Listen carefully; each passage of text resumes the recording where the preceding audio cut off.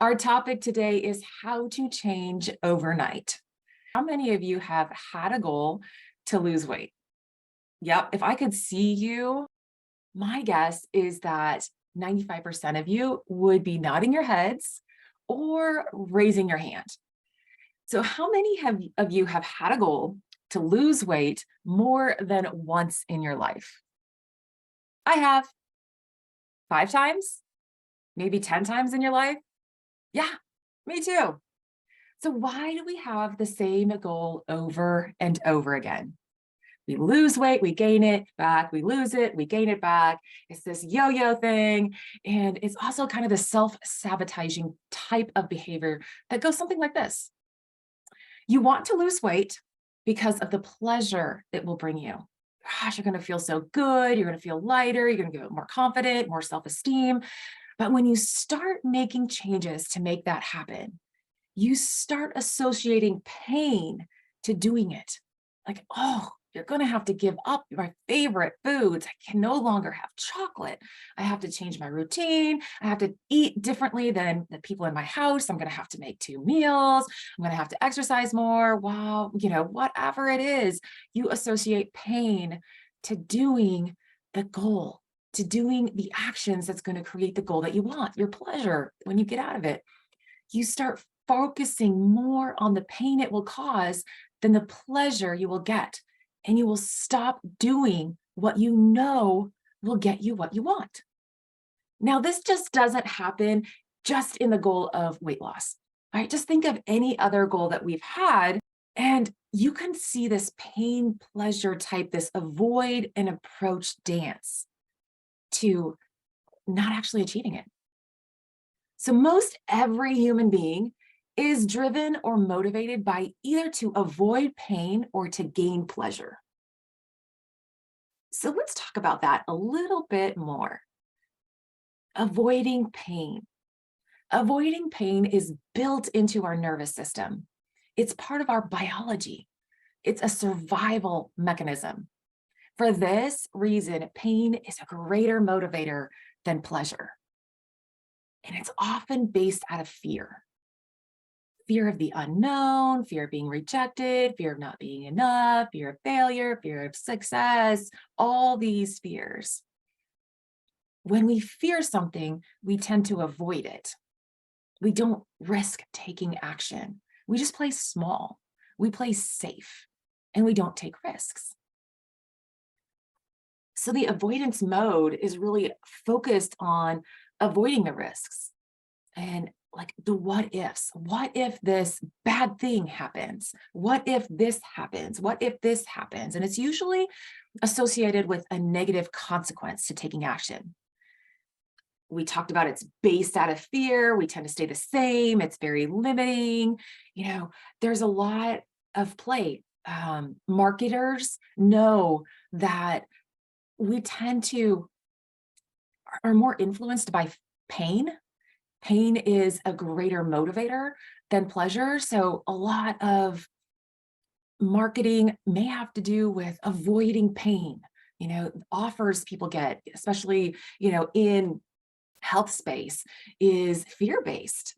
You get that pain, you want to avoid the pain. So, take painkillers. A good example of playing small or playing safe is often seen in sports. We're a sports-minded family. We've played on a lot of teams, but when you think about it, and if you've ever watched some sporting events, especially like in high school or younger, teams that are playing small are focused on not losing. They play safe by being conservative. They're slowing down the pace. They're trying not to make mistakes. They're based out of fear of making mistakes. So they slow the pace down. They stall. They're more worried about turning the ball over than making a basket in basketball. When the brain is focused on not turning the ball over, the body tenses up. And then what happens? They turn the ball over. The thing we focus on grows. We focus on not losing, not making a mistake. We end up doing the very same thing we don't want to do. And we've all probably experienced procrastination, right? Procrastination stops us from taking action because we believe that taking the action we need is more painful in the moment than not taking action. We stay stuck. We don't move forward. We don't want to do the thing we know we need to do because in the moment it's painful. We don't want to do it. So let's switch gears and talk about approaching or gaining pleasure. So we do things because we associate pleasure, good feelings, and emotions with them, and we want to do more things like that, the more things that gain us pleasure. We like and desire more pleasure in our lives, and I hope we all do. Who wouldn't want more pleasure, right? Who wouldn't want more pleasure in our lives? Pleasure is positively rewarding. Approaching pleasure is progressing towards our dreams and our goals of a better life, something that we really want. So, being in approach mode, we often have clear goals. We have our eyes set on something and our minds made up. The focus is on the reward, on winning instead of not making a mistake. We're willing to take risks and take action. We want a better life. We want to learn and grow, and we're more able to adapt and adjust because of that. So, going back to the sports analogy, in sports, when teams are playing to win, they are focusing on the pleasure of winning. Get it? That it feels so good to win. They know mistakes are inevitable, but they're focused on taking the shots, playing their strengths, and adapting as needed. They're more aggressive, they have more energy. And to them, the pleasure of going for a win is greater than the fear of losing. And you can really see it in their play. They're excited, they're more aggressive, they're just out and having fun and playing their strengths. What you focus on grows. You focus on making the next basket. You focus on the next milestone in achieving your goals. It grows. You get that momentum going. What we pay attention to or focus on are things that motivate us, inspire us, and ultimately guide our emotions. We can focus on pain or we can focus on pleasure. If we want more pleasure in our lives, we need to change what we focus on. We need to change our thoughts. We need to change what we link pain and pleasure to. So let's go back to an example of weight loss goal because I think it's pretty much general for everybody that maybe they've tried that before.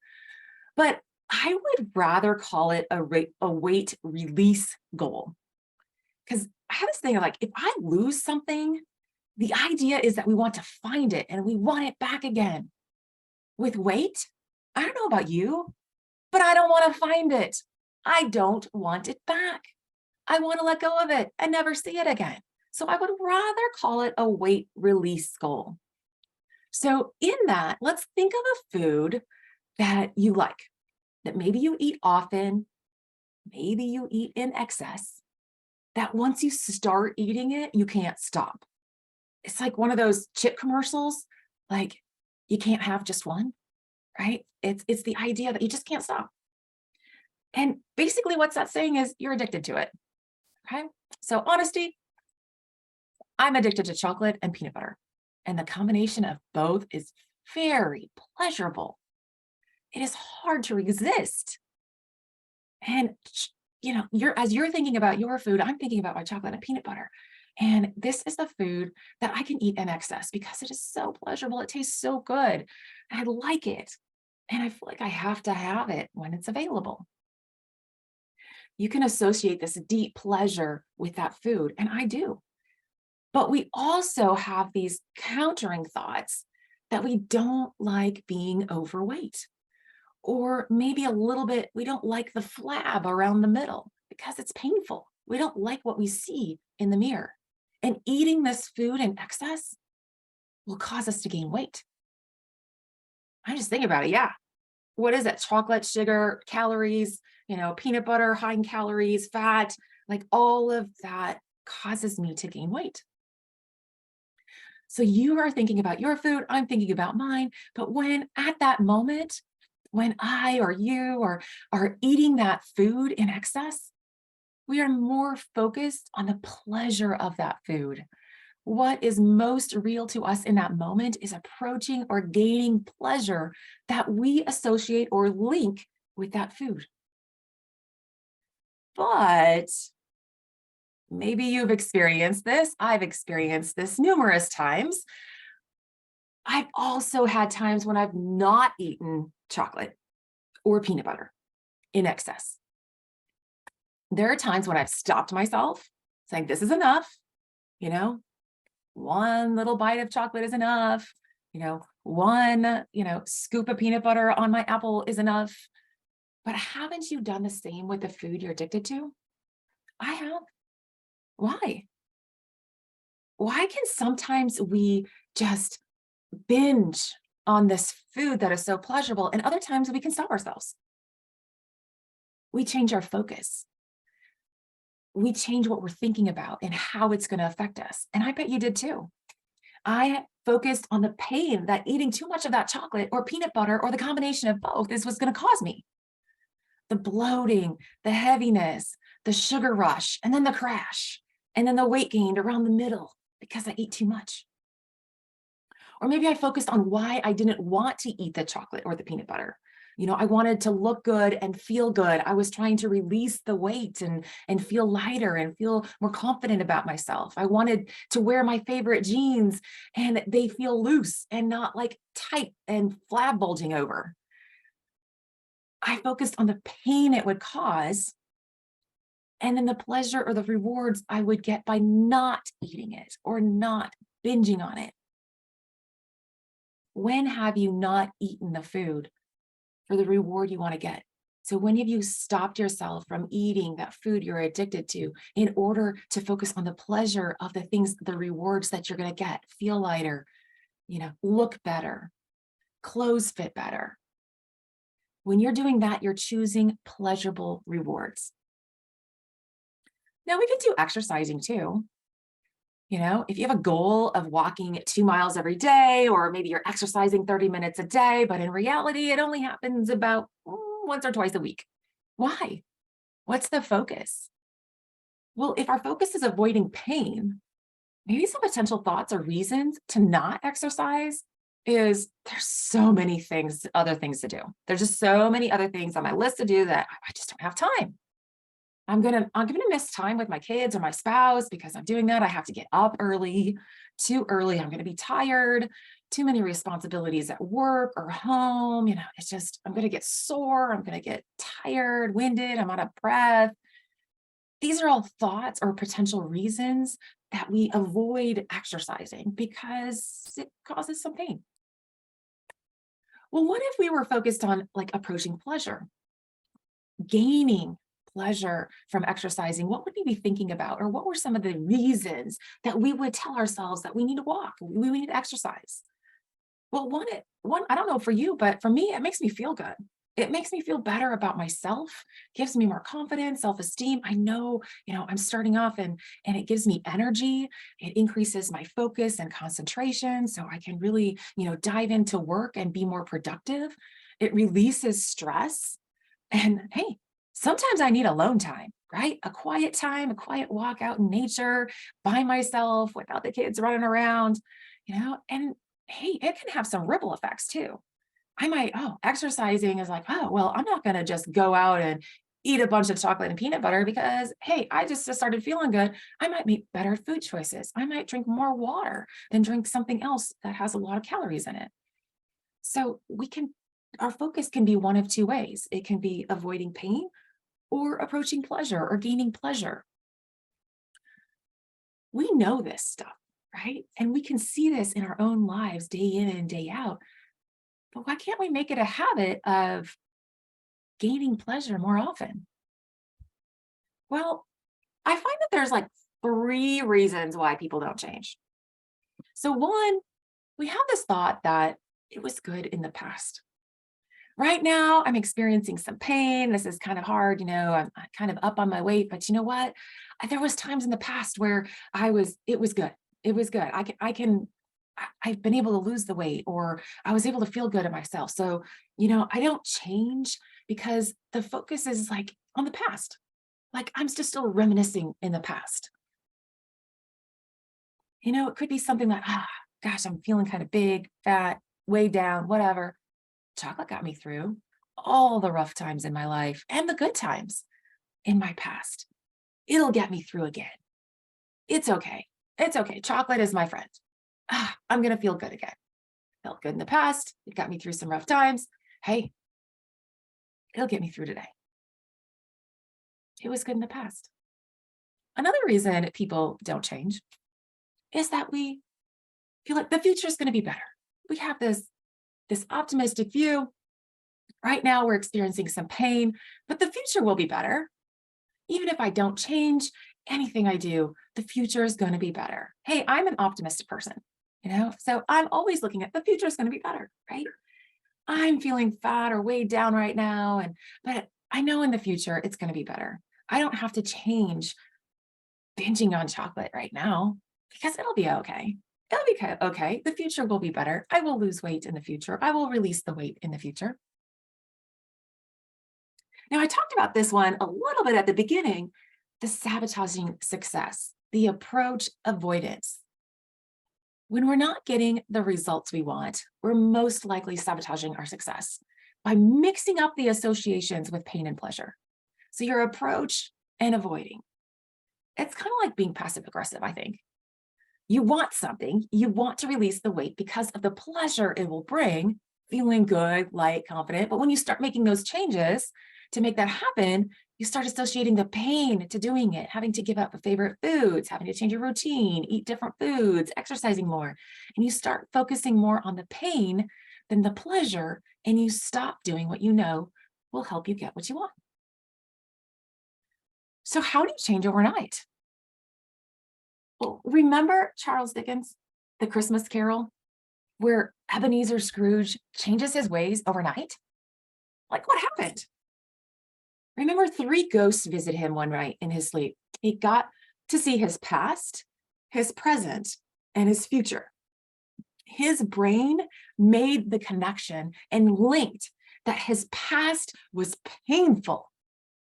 His present is painful, and his future will even be more painful. It'll be worse.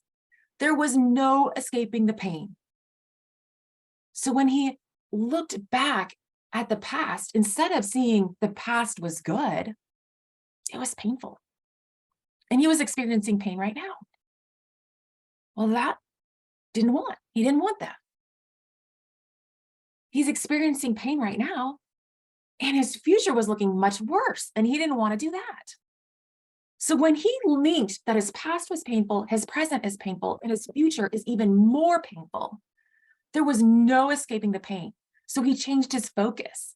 He changed his ways, changed what he associated pleasure to, and he changed overnight. I mean, he did have the help from his employee who seemed to be really happy, even though he had some struggles in his life. So he looked to those that were pleasurable, that were kind, that were excited about life, that it was pleasurable. Life was pleasurable to them. And they looked to see what they were doing. They had different thoughts. They had different thoughts about what they were experiencing. And you can too. You can do this overnight. It's not going to be easy. It is pretty simple though. Change what you link pain and pleasure to. Keep vivid reminders of your why. Reminders of the pain it will cause by staying the same. Not taking action. That's painful. Focus on the pleasure you will get and what you will feel when you stay consistent, when you do the actions over and over again, and you start seeing the buildup of the impact that you're having on yourself or others. Gain an accountability partner or a group to help you keep the focus on approaching your dream and gaining all the benefits and pleasure in doing so. Do it and celebrate the process. Celebrate the small wins each and every day. So hope today you can seek more pleasure and you can change overnight.